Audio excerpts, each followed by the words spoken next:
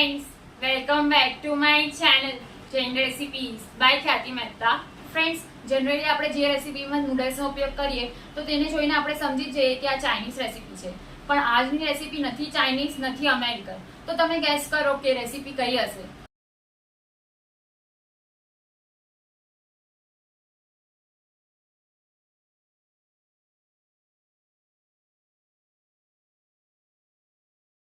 ચલો હું તમને કહી દઉં, આજની રેસીપી છે જૈન મેક્સિકન ચોપસી.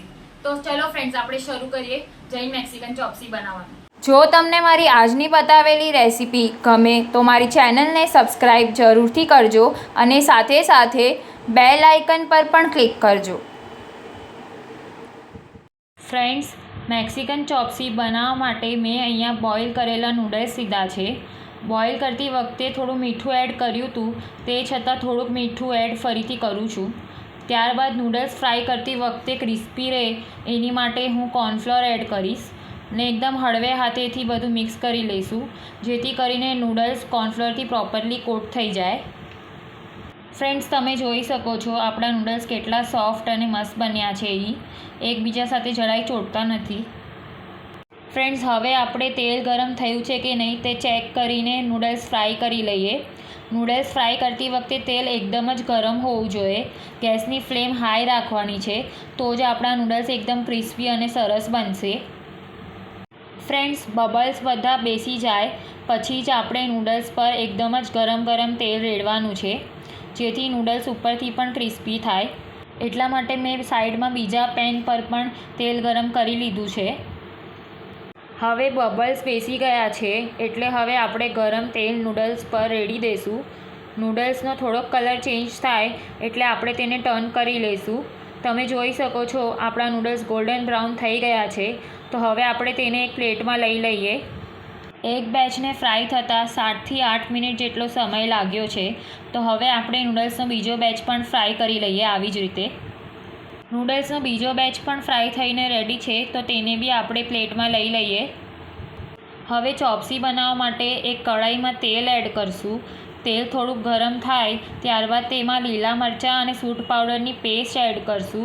તેને એકાદ મિનિટ માટે સોતે કરી લઈશું. ત્યારબાદ બેબી કોર્ન એડ કરશું, કારણ કે તેને કૂક થવા માટે બીજા વેજીસ કરતાં વધારે ટાઈમ લાગે છે, એટલા માટે સૌથી પહેલાં બેબી કોર્ન એડ કરશું. બેબી કોર્ન 2 મિનિટ માટે સોતે થઈ જાય ત્યારબાદ તેમાં ગ્રીન, યેલો અને રેડ કેપ્સિકમ અને સાથે સાથે કોબી એડ કરવી. બધા જ વેજીટેબલ્સ હાઈ ફ્લેમ પર જ સ્ટર ફ્રાય કરવાના છે, જેથી કરીને તે ક્રન્ચી રહે. તેને ઓવરકુક નથી કરવાના. હવે વેજીટેબલમાં સ્વાદ પ્રમાણે મીઠું એડ કરશું અને 2-3 મિનિટ માટે હાઈ ફ્લેમ પર તેને સ્ટર ફ્રાય કરી લઈશું. ફ્રેન્ડ્સ, જો તમને મારી બતાવેલી રેસીપી ગમે તો મારી ચેનલને લાઇક, શેર અને સબસ્ક્રાઈબ જરૂરથી કરજો અને સાથે સાથે બેલ આઇકન પર પણ ક્લિક કરજો.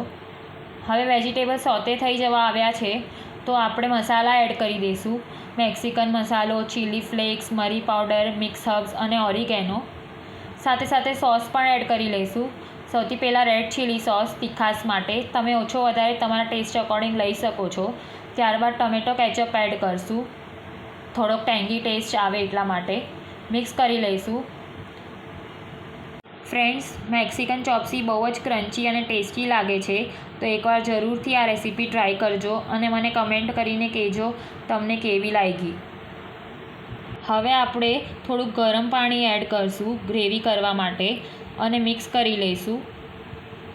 હવે મને પાણી થોડુંક ઓછું લાગે છે, એટલે વધારે ગ્રેવી કરવા માટે હું થોડુંક પાણી હજી એડ કરું છું. ને ગ્રેવી બોઇલ થઈ જાય ત્યારબાદ તેને થીક કરવા માટે કોર્નફ્લોરની સ્લરી એડ કરશું. સ્લરી નાખતી વખતે સ્પેચ્યુલાથી કન્ટિન્યુઅસલી હલાવતા રહેવાનું, જેથી કરીને સ્લરી તળિયે બેસી ન જાય. હવે સેલરી એડ કરશું, જેનાથી ફ્લેવર સરસ આવશે. જો સેલરી અવેલેબલ ન હોય તો તમે એની બદલે કોથમરીની સ્ટેમ એડ કરી શકો છો. હવે ગેસની ફ્લેમ તરત જ ઓફ કરી દઈશું, જેથી કરીને વેજીટેબલ ઓવરકુક ન થઈ જાય. તમે ગ્રેવીની કન્સિસ્ટન્સી જોઈ શકો છો. આવી મીડિયમ થીક કન્સિસ્ટન્સી રાખવાની છે. હવે આપણે મેક્સિકન ચોપસીને અસેમ્બલ કરી લઈએ. ફ્રાઈડ નૂડલ્સ પર સૌથી પહેલાં વેજીટેબલ એડ કરવા, ત્યારબાદ જ તેના પર ગ્રેવી એડ કરવી. ફ્રેન્ડ્સ, આપણે જે નૂડલ્સ અને ચોપસી રેડી કરી હતી તેમાંથી ટોટલ 2 પ્લેટ જેટલી મેક્સિકન ચોપસી બનીને રેડી થશે. તો બનીને રેડી છે આપણી Jain Mexican chop suey. Thank you so much for watching my video.